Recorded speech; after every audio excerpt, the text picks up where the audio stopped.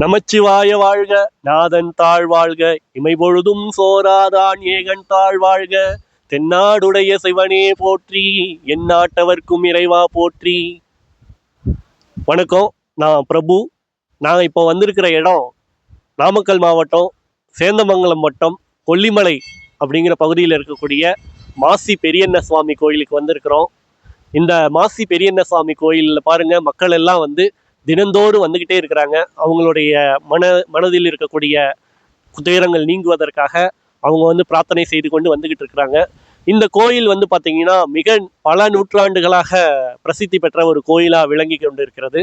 இந்த கோயிலுக்கு வரவங்க பார்த்தீங்கன்னா தங்களுடைய வாழ்க்கையில் ஏற்படக்கூடிய நிகழ்வுகளுக்காக நேர்த்தி கடன் செய்து கொண்டும் நிறைய பிரார்த்தனைகளை செய்து கொண்டும் பொருத்தனைகளை செய்து கொண்டும் வந்துகிட்டு இருக்கிறாங்க. இவங்களுடைய நம்பிக்கைகள் உண்மையாகவும் நடைபெறதா மக்கள் எல்லாருமே சொல்லிட்டு இருக்கிறாங்க.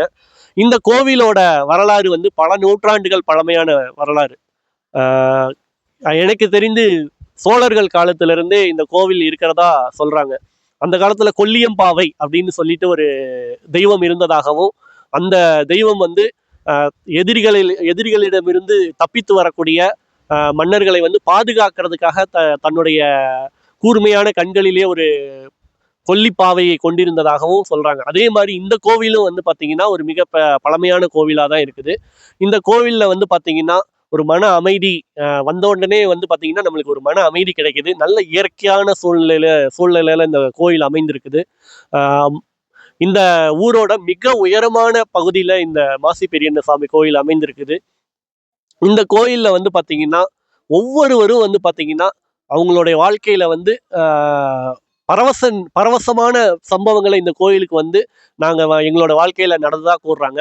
இந்த கோவிலுக்கு பார்த்தீங்கன்னா நாமக்கல் மாவட்டத்து மக்கள் மட்டும் இல்லை, சேலம், ஈரோடு, கோயம்புத்தூர், கரூர், திருச்சி, மேலும் கொங்கு மண்டலத்தில் இருக்கக்கூடிய எல்லாரும் வராங்க. தமிழ்நாட்டில இருந்து வெளி மாநிலங்கள்ல இருந்து கூட வரதா இந்த கோயிலோட நிர்வாகத்தினர் நம்ம கிட்ட சொன்னாங்க.